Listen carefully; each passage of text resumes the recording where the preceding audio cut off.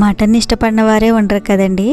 అదేవిధంగా మటన్ లివర్ని కూడా ఎప్పుడు ఫ్రైయే చేసుకుంటాం. అలా కాకుండా ఈసారి ఈ విధంగా కర్రీని ఒక్కసారి ట్రై చేసి చూడండి.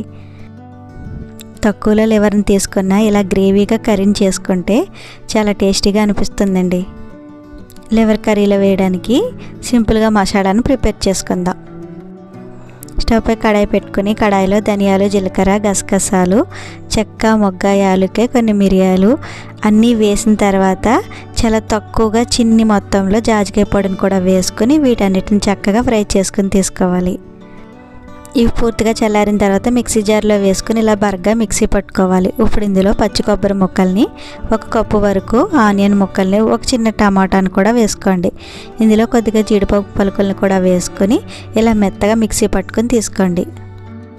స్టవ్ పై కడాయి పెట్టుకుని కడాయిలోని 2 గరిటెల వరకు ఆయిల్ వేసుకోండి. ఆయిల్ హీట్ అయిన తర్వాత సన్నగా తరిగిన 2 పచ్చిమిరకాయలని, అల్లం వెల్లుల్లి పేస్టు, కొద్దిగా కరివేపాకు రెమ్మను కూడా వేసుకొని ఫ్రై చేసుకోండి. ఇవి వేగిన తర్వాత మనం మిక్సీ పెట్టుకున్న ఆనియన్ పేస్ట్ని కూడా వేసుకొని బాగా కలుపుకోవాలి. ఆనియన్ పేస్ట్ బాగా మగ్గిన తర్వాత మనం క్లీన్ చేసి పెట్టుకున్న లివర్ పీసెస్ని కూడా వేసుకొని కలుపుకోవాలి. బాగా కలుపుకొని ఇందులో 1/2 టీ స్పూన్ పసుపును కూడా వేసుకోండి.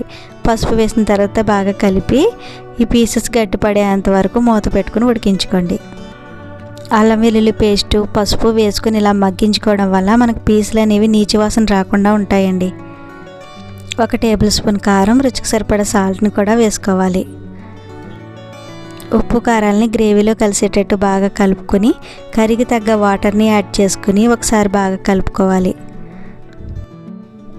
వాటర్ వేసిన తర్వాత కర్రీని ఒకసారి బాగా కలుపుకోవాలి. ఉప్పును సరి చూసుకొని మూత పెట్టుకుని ఉడికించుకోవాలి. మధ్య మధ్యలో చెక్ చేసుకుంటూ ఇలా ఆయిల్ పైకి తేలేంత వరకు ఉడికించుకోవాలండి. ఇలా ఆయిల్ పైకి తేలుతున్నప్పుడు ఒకసారి బాగా కలుపుకోండి. కర్రీ అడుగు అంటకుండా సిమ్లో పెట్టుకుని ఉడికించుకోండి. ఇలా గ్రేవీ దగ్గర పడుతున్నప్పుడు సన్నగా తరిగిన కొత్తిమీరను కూడా వేసుకుని ఒకసారి బాగా కలుపుకోవాలి. ఇప్పుడు స్టవ్ ఆఫ్ చేసుకుని వేడివేడిగా సర్వ్ చేసుకోవడమే. ఎంతో టేస్టీగా గ్రేవీగా ఉండే లివర్ కర్రీ రెడీ. ఎంత సింపుల్గా అయిపోయే టేస్టీ లివర్ కర్రీని మీరు తప్పకుండా ట్రై చేసి చూడండి.